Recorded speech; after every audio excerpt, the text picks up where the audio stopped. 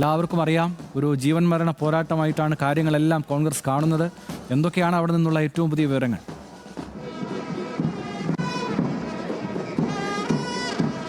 ആനന്ദ്, 10 വർഷമായി കേരളത്തിൽ ഭരണമില്ല UDF-ന്. അത് തിരിച്ചു പിടിക്കുക വലിയ ഉത്തരവാദിത്തമാണ്. അതുകൊണ്ട് തന്നെ കൃത്യമായി ആ രീതിയിലാണ് പ്രതിപക്ഷം മുന്നോട്ട് പോകുന്നത്, UDF മുന്നോട്ട് പോകുന്നത്. കഴിഞ്ഞ മാസം ഫെബ്രുവരി 6-ാം തീയതിയാണ് ഈ യാത്ര, പുതുയുഗ യാത്ര കാസർഗോഡ് കുമ്പളിൽ നിന്ന് ആരംഭിച്ചത്. 25 ദിവസം എടുത്താണ് യാത്ര വരുന്നത്. 121 കേന്ദ്രങ്ങളിൽ സ്വീകരണം ഉണ്ടായിരുന്നു. അങ്ങനെ ഏറ്റവും ഒടുവിൽ ആ സമാപന സമ്മേളനം അല്പസമയത്തിനുള്ളിൽ പുത്തരിക്കണ്ടം മൈതാനത്ത് നടക്കും. അതിന് മുന്നോടിയായി സെക്രട്ടേറിയറ്റിനടുത്തു നിന്നും പുത്തരിക്കണ്ടം മൈതാനത്തേക്ക് ആ യാത്ര നീളുകയാണ്. റാലിയായിട്ടാണ് പോകുന്നത്. അത് വി ഡി സതീശൻ നയിക്കുന്നു. നമുക്ക് ദൃശ്യങ്ങൾ തന്നെ കാണാമെന്നാണ് വിചാരിക്കുന്നത്. അദ്ദേഹം തുറന്ന വാഹനത്തിൽ പ്രവർത്തകരെ അഭിവാദ്യം ചെയ്ത് മുന്നോട്ട് പോവുകയാണ്. ഏകദേശം 2 കിലോമീറ്റർ ഉണ്ട് പുത്തരിക്കണ്ടം മൈതാനത്തേക്ക്. അങ്ങനെ റാലി അവിടെ എത്തുമ്പോഴാണ് 5 മണിക്കാണ് പൊതുസമ്മേളനം തീരുമാനിച്ചിരിക്കുന്നത്. ലോക്സഭാ പ്രതിപക്ഷ നേതാവ് രാഹുൽ ഗാന്ധിയാണ് ഉദ്ഘാടനം ചെയ്യുക. കോൺഗ്രസിന്റെ സമുന്നതരായ നേതാക്കളെല്ലാം തന്നെ, പ്രധാനപ്പെട്ട നേതാക്കളെല്ലാം തന്നെ അവിടെ ഉണ്ടാകും. എന്തായാലും അതിൽ ഏറ്റവും പ്രധാനപ്പെട്ട ഒരു കാര്യം, ഈ പൊതുസമ്മേളനത്തിലാകും രാഹുൽ ഗാന്ധി ചില പ്രഖ്യാപനം നടത്തുക. കോൺഗ്രസ് UDF-ന്റെ പ്രകടന പത്രികയിലുള്ള പറയുന്ന കാര്യം, അത് ചില കാര്യങ്ങളാണ് പറയുക. അത് കർണാടക തെലങ്കാന മോഡലിൽ അവിടെ ഉണ്ടായിരുന്ന, അല്ലെങ്കിൽ അവിടെ പ്രഖ്യാപിച്ചത് രാഹുൽ ഗാന്ധിയാണ്. സ്ത്രീകൾക്ക്, യുവജനങ്ങൾക്ക്, വയോധികർക്ക് ഇവർക്കുള്ള ചില പ്രഖ്യാപനങ്ങളാണ് ഇവിടെ ഉണ്ടാവുക എന്നുള്ളതാണ് മനസ്സിലാക്കാൻ കഴിയുക. ഒരു ഗ്യാരണ്ടി കാർഡ് രാഹുൽ ഗാന്ധി പ്രഖ്യാപിക്കും. അതിലൂടെ നേട്ടമുണ്ടാക്കുക എന്നുള്ളതാണ്. അത് നേരത്തെ തെലങ്കാനയിലും കർണാടകയിലും പരീക്ഷിച്ച് വിജയിച്ച ഒരു തന്ത്രമാണ്. ആ രീതി ഇവിടെ കേരളത്തിൽ തുടരാൻ തന്നെയാണ് തീരുമാനിച്ചിരിക്കുന്നത്. എന്തായാലും ഈ റാലി, പുതിയ റാലി ഇവിടെ നിന്നും ആരംഭിച്ചിരിക്കുന്നു. നമുക്കറിയാം, തുടക്കത്തിൽ തന്നെ ഈ റാലി തുടങ്ങുമ്പോൾ തന്നെ പ്രതിപക്ഷ നേതാവ് പറഞ്ഞൊരു കാര്യം, 100 സീറ്റിലധികം പിടിച്ച് ജയിച്ച് കേരളത്തിൽ അധികാരത്തിൽ തിരിച്ചു വരും എന്നാണ് വി ഡി സതീശൻ ആവർത്തിച്ച് പറയുന്നത്. പലപ്പോഴും അദ്ദേഹം പറഞ്ഞു, അങ്ങനെ സാധിച്ചില്ലെങ്കിൽ രാഷ്ട്രീയ വനവാസത്തിന് താൻ പോകുമെന്നാണ് പ്രതിപക്ഷ നേതാവ്.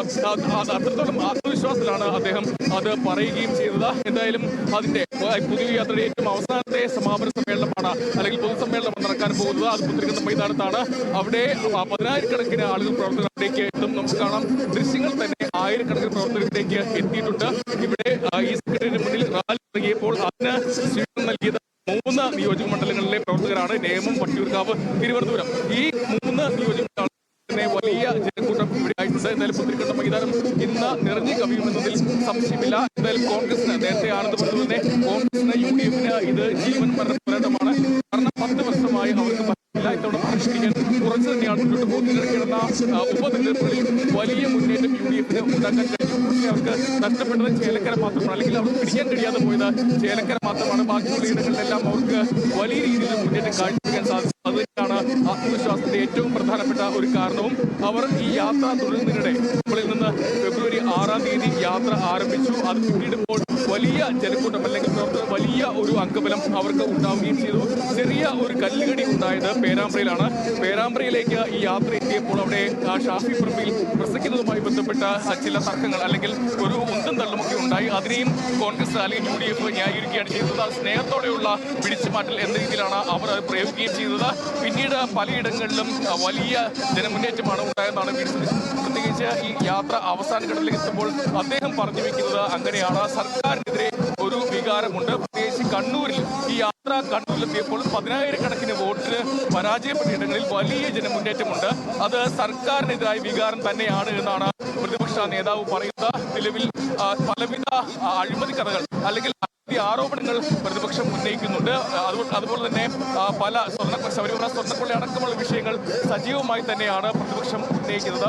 ആരോഗ്യ മേഖലയിൽ സമീപകാലത്തുണ്ടായ സംഭവങ്ങൾ നമുക്കറിയാം. ഏറ്റവും ഒടുവിൽ വൈറൽ കത്രിക കുടുങ്ങിയ സംഭവം അടക്കമുള്ള കാര്യമുണ്ട്.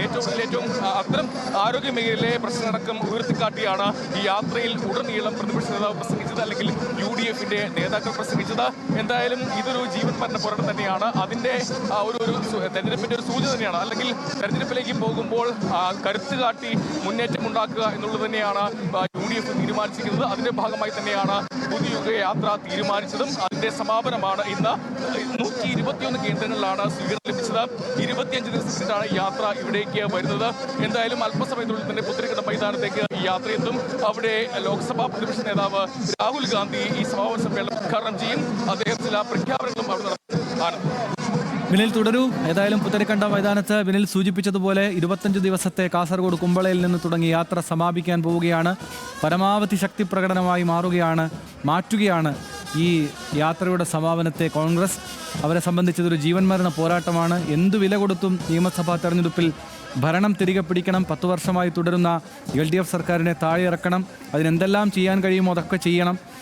മുൻകൂട്ടിയുള്ള വൈകാരികമായ പ്രതികരണങ്ങൾ ഒഴിവാക്കണമെന്ന് KC വേണുഗോപാൽ രാവിലെ തന്നെ ന്യൂസ് മലയാളത്തോട് പ്രതികരിക്കുന്നത് നമ്മൾ കണ്ടിരുന്നു. ബിനിൽ, ഏറ്റവും പ്രധാനപ്പെട്ട മറ്റൊരു കാര്യം, ബിനിൽ അവസാന ഘട്ടത്തിൽ സൂചിപ്പിച്ചതുപോലെ ഒരുപാട് ആരോപണങ്ങൾ, വിമർശനങ്ങൾ പ്രതിപക്ഷത്തിൻ്റെ ഭാഗത്തുനിന്നുണ്ടാകുന്നു. പക്ഷേ രാഹുൽ ഗാന്ധിയും പ്രിയങ്കയും ഒക്കെ കേരളത്തിൽ സംസാരിക്കുമ്പോൾ ഇടക്കാലത്തൊക്കെ നമ്മൾ ശ്രദ്ധിച്ചിട്ടുള്ളത് വലിയ വിമർശനങ്ങൾ രാഷ്ട്രീയമായി LDFനെ കടന്നാക്രമിച്ചുകൊണ്ട് നടത്താതിരുന്നിട്ടുള്ള പ്രസംഗങ്ങളാണ് കണ്ടിട്ടുള്ളത്. പക്ഷേ ഇത്തവണ ഈ പുത്തരിക്കണ്ടത്ത് നടക്കാൻ പോകുന്ന തെരഞ്ഞെടുപ്പുമായി ബന്ധപ്പെട്ട ഏറ്റവും നിർണായകമായ ഈ റാലിയുടെ സമാപനത്തിൽ അത്തരം കടന്നാക്രമണങ്ങൾ ഉണ്ടാകണം എന്ന് സംസ്ഥാന നേതൃത്വം രാഹുലിനോട് ആവശ്യപ്പെടാൻ സാധ്യതയുണ്ടോ? അത്തരം പ്രസംഗങ്ങളിലേക്ക് അല്ലെങ്കിൽ അത്തരം വാക്കുകളിലേക്ക് പോകാനുള്ള സാധ്യത ഈ ഘട്ടത്തിൽ വിലയിരുത്തപ്പെടുന്നുണ്ടോ ബിനിൽ?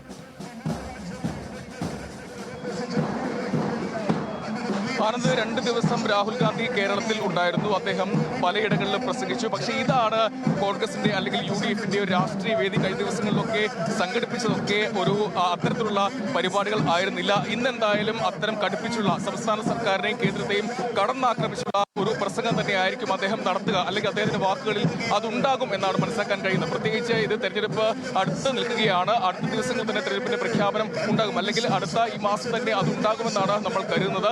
അങ്ങനെ തെരഞ്ഞെടുപ്പിന്റെ പടിവാതിൽക്ക് നിൽക്കുമ്പോൾ വിമർശിക്കാതെ മുന്നോട്ട് പോകാൻ കഴിയില്ല. പ്രത്യേകിച്ച് സംസ്ഥാന സർക്കാരിനെ അതിരൂക്ഷമായാണ് പ്രതിപക്ഷം വിമർശിക്കുന്നത്. അത് ശബരിമല സ്വർണ്ണക്കൊള്ളയാകട്ടെ, ആരോഗ്യ മേഖലയിലെ പ്രശ്നങ്ങളാകട്ടെ, അല്ലെങ്കിൽ ആ എല്ലാ വിധത്തിലും സർക്കാരിനെ കടന്നാക്രമിച്ചാണ് മുന്നോട്ട് പോകുന്നത്. ഈ കഴിഞ്ഞ 25 ദിവസം ഈ പൊതുയാത്ര സംസ്ഥാനത്ത് പല കേന്ദ്രങ്ങളിലൂടെ 121 കേന്ദ്രങ്ങളിലൂടെ കടന്നു പോകുമ്പോഴും സംസ്ഥാന സർക്കാരിനെ ആ രീതിയിൽ വിമർശിച്ചാണ് ഈ യാത്ര, പൊതുയാത്ര മുന്നോട്ട് പോയിക്കൊണ്ടിരിക്കുന്നത്.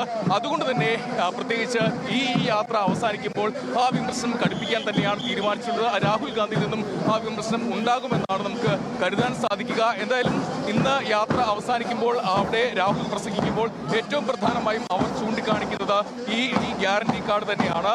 അല്ലെങ്കിൽ ഇത്തരത്തിൽ യുവാക്കൾക്കും വയോജനങ്ങൾക്കും സ്ത്രീകൾക്കും വേണ്ടിയുള്ള പ്രഖ്യാപനങ്ങൾ കർണാടകയിലാകട്ടെ തെലങ്കാനയിലാകട്ടെ സ്ത്രീകൾക്ക് ബസ്സുകളിൽ സൗജന്യ യാത്ര പ്രഖ്യാപിച്ചാണ് അവർ ആ രീതിയിലാണ് മുന്നോട്ട് പോയത്. അതില്ലെങ്കിൽ കൂടി കേരളത്തിൽ അത്തരത്തിൽ പ്രഖ്യാപനം ഉണ്ടാകാനുള്ള സാധ്യതയില്ല. പക്ഷേ സമാനമായ രീതിയിൽ വലിയ പ്രഖ്യാപനങ്ങൾ ചിലപ്പോൾ പ്രകടനപത്രികയിൽ ഉണ്ടാകും. അതിന്റെ ചില ഭാഗങ്ങളായിരിക്കും രാഹുൽ ഗാന്ധി എന്തായാലും ഇവിടെ പറയുക. മറ്റൊന്ന് പ്രധാനപ്പെട്ട ഒരു കാര്യം, UDF ഒറ്റക്കെട്ടായി മുന്നോട്ട് പോകുന്നു എന്ന ഒരു കാര്യമാണ് അവർ മുന്നോട്ട് വയ്ക്കുന്നത്. ഗ്രൂപ്പുകൾ അതീതമായി, ഗ്രൂപ്പുകൾ ഇല്ലാതായി എന്നാണ് പ്രതിപക്ഷ നേതാവ് പറയുന്നത്. കോൺഗ്രസ് എല്ലാ കാലത്തും നേരിടുന്ന പ്രധാന പ്രശ്നമാണ് ഗ്രൂപ്പില്ലാതെ കോൺഗ്രസ് ഇല്ല. പക്ഷേ ഒരു ഐക്യത്തിൽ മുന്നോട്ട് കൊണ്ടുപോകുക, അല്ലെങ്കിൽ ആ രീതിയിൽ ഒരു കാര്യം മുന്നോട്ട് വയ്ക്കുക, അങ്ങനെയാണെന്ന് ധരിപ്പിച്ച് മുന്നോട്ട് പോവുക.